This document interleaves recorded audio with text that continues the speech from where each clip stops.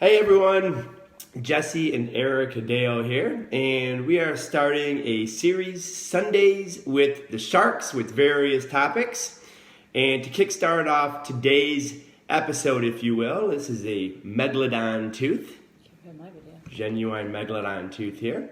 Megalodon is the oldest shark, prehistoric shark, and the meteors made it go extinct now. So anyway, I thought I'd just give you that little tidbit of information while everyone's tuning in. But today's topic is self-improvement isn't about yourself.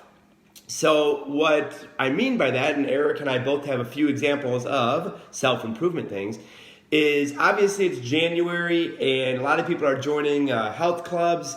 We own a few health clubs, and sometimes you'll hear the excuse, you'll hear, well, I just don't want to take that time away from my family, or, I don't want to, do this hour workout a day because I don't have time, or I feel it would be selfish to take it away from my family. Well, what you got to look at is you're not necessarily shouldn't be working out just for yourself. You should be working out to be healthy, to provide a vibrant motherhood or fatherhood for your family. You're working out and making time to work out, not out of some selfish reason to go look great, although that's fine. You're doing it to have energy, strength, and be healthy so you can go in and be the best mother or father you can be. So don't look at it as, hey, I'm working out selfishly. You're working out to be the best mom or dad and healthiest that you can be for those that you love.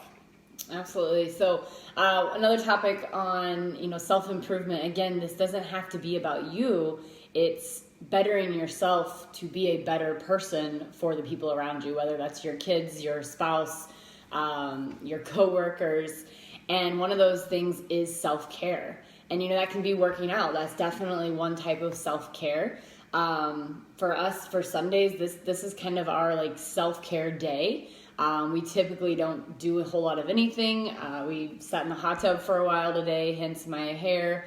But, that's our just time to relax, to kind of wind down from the week. We work really hard, and to gear up for the start of our week tomorrow so that we can be the best, bosses and mentors and aunts and uncles and all the roles that we play. So self-care is hugely important. And I find that a lot of people don't take the time to do that. If that means you need to schedule it in to go get your hair done or get a pedicure or go, hit the golf course or whatever it is that just helps you to unwind for a little bit.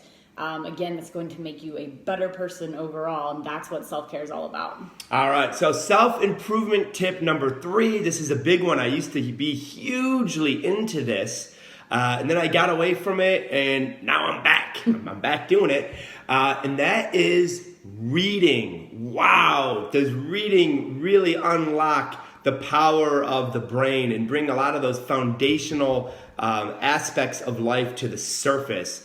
So how can reading, say, help your family? Well, read a book on investment. I just got done reading an amazing, game-changing book on investments, and hopefully some of the concepts in this book could maybe pay for our nieces and nephews' college one day. Who knows? But I'm talking, I really learned some great things that were unlocked in this book.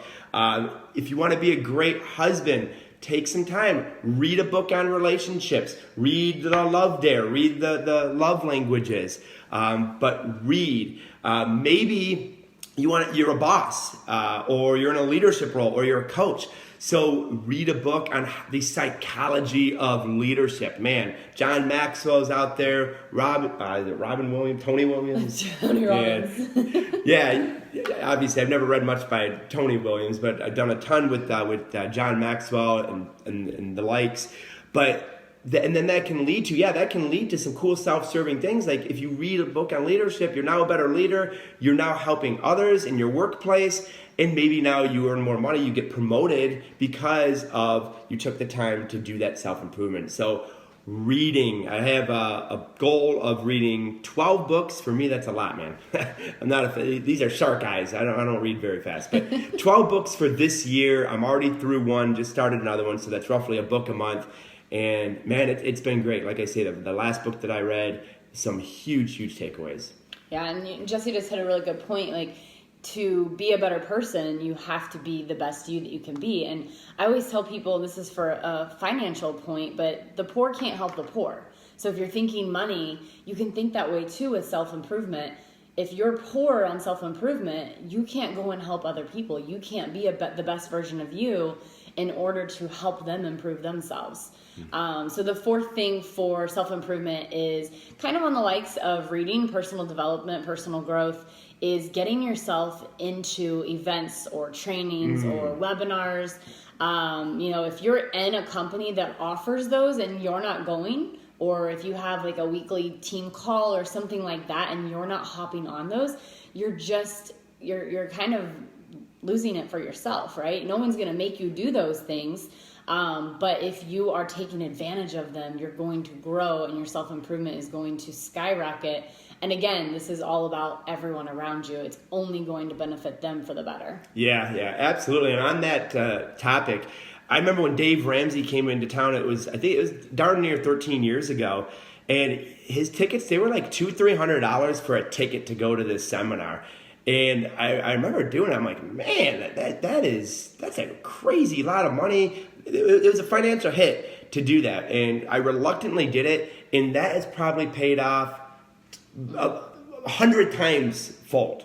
So a lot of times these seminars, or they do take a little bit of a upfront financial cost, and definitely they take a cost in your time.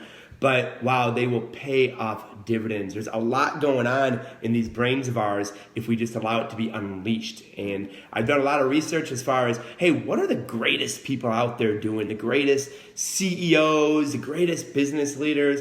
And I mean, I think the average CEO reads how many books? It's like 52 a year. Good night. That's almost one a day.